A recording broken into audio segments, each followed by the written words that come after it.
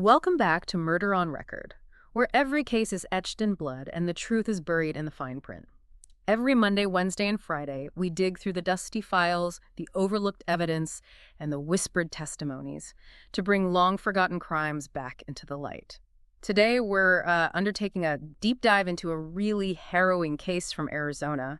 It's the conviction and, crucially, the eventual exoneration of Debra Milke in the murder of her 4-year-old son, Christopher. It's just an unbelievable story. 23 years she spent on death row. 23 years.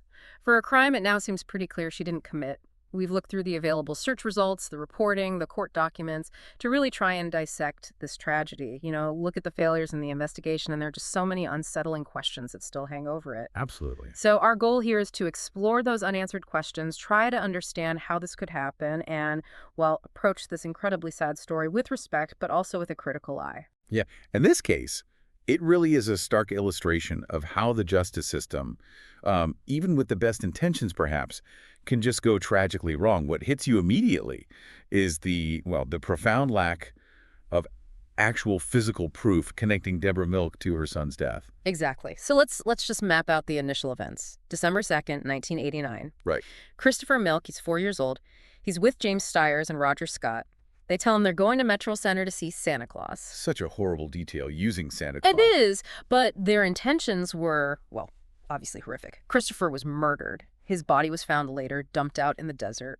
And then later that same day, Debra, apparently after being told something by Stiers, she's the one who reports Christopher missing. Right, she calls the authorities. And then the very next day, December 3rd, she leaves Phoenix, goes to stay with family down in Florence, Arizona. Now, you can see that as, a totally human response to just unimaginable trauma, needing family support. But, law enforcement often sees any departure from the immediate area after something like that, well, sometimes with suspicion. Yeah, that's often how it plays out. But the investigation, its whole direction, takes this really disturbing turn when you look at the evidence. Or, maybe more accurately, the lack of evidence. Right. No physical links, nothing placing Debra at the scene, nothing connecting her directly to the murder itself. But she becomes the focus. And it all comes down to one thing, really. Detective Armando Saldate. Exactly. His claim that Debra confessed to arranging her son's murder during questioning back in December '89. And this is the absolute core of the problem, isn't it? It really is. Because this confession, this supposed admission of guilt, it exists only as Detective Saldate's word. That's it. No recording. No recording. No audio, no video. And critically, no independent witnesses in the room who heard it. Oh, wow. I mean, today that would just raise massive red flags in any investigation. You'd hope so. It makes you ask, how can an unrecorded, unwitnessed statement become the main pillar for a capital murder charge, especially a capital charge? It's staggering, and yet that's what happened. 1990, Debra Milke goes on trial. And she's convicted. Murder, conspiracy, kidnapping, child abuse. And like you said, resting almost entirely on Saldate's testimony about this unrecorded confession. It just feels so fundamentally wrong, doesn't it? Justice is supposed to require, actual demonstrable evidence. And it gets worse initially. Despite these, let's say, obvious weaknesses, the Arizona Supreme Court upheld the conviction in 1993. Meaning she stayed on death row, facing execution based on one person's unverified account. For years, it really highlights how crucial that appellate review process is, even if it takes time. Thankfully, yes, the legal process didn't just stop there. There was more scrutiny. Much later, yeah. Fast forward to 2013. The U.S. Court of Appeals for the Ninth Circuit steps in and overturns Milke's conviction. And the reason? Prosecutorial misconduct. And this is where it gets really troubling. It came out that crucial evidence had been withheld by the prosecution. Evidence that, well, it directly undermined Detective Saldate's credibility. And what kind of evidence are we talking about? This wasn't just minor stuff, right? No, not at all. We're talking documented instances, other cases, completely unrelated, where Detective Saldate had actually lied under oath. Lied under oath. So a documented history of dishonesty. Exactly. That paints a really disturbing picture, doesn't it? It forces you to ask, what are the safeguards? How can the system rely on testimony from an officer known to be dishonest, especially when someone's life is on the line? It's a truly chilling question, and the legal fight wasn't quite over even then.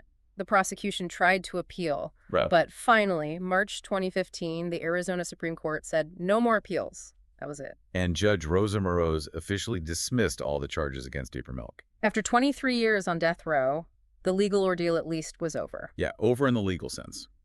But that dismissal, while obviously huge, it doesn't just erase those 23 years. It doesn't undo the injustice. Not even close. And it certainly doesn't answer all the questions still surrounding the case. Right. Let's get into some of those. The theories, the open questions. What about the motive the prosecution pushed? The insurance policy. Ah, yes, the alleged motive. They claimed she wanted money from an insurance policy on Christopher's life. But Debra always denied that, didn't she? Consistently, unequivocally. She said she never had a policy on him. Her testimony was always that her father held a policy. Okay, so that's a pretty major discrepancy right there. If the supposed reason for the crime, the whole financial motive, is just factually wrong. It completely undermines their theory, yeah.